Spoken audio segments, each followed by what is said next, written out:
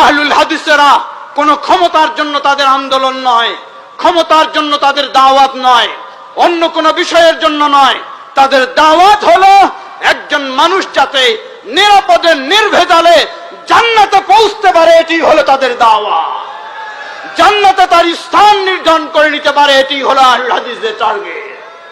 সুতরাং এই টার্গেটে কোন মুসলিম সত্যি যদি তিনি মুসলিম হন, সত্যি যদি তিনি আল্লাহকে ভয় করেন, তাহলে অবশ্যই তার টার্গেট থাকবেই জান্নাতের।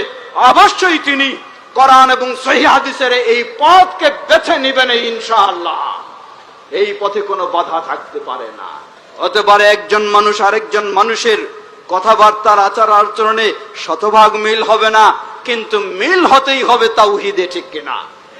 মিল হতেই হবে সুন্নায়, মিল হতেই হবে মুহাম্মদ সাল্লাল্লাহু আলাইহি ওয়াসাল্লামের অনুসরণে, মিল হতেই হবে খোলাফায়ে রাশিদিন সাহাবায়ে কেরামের অনুসরণে।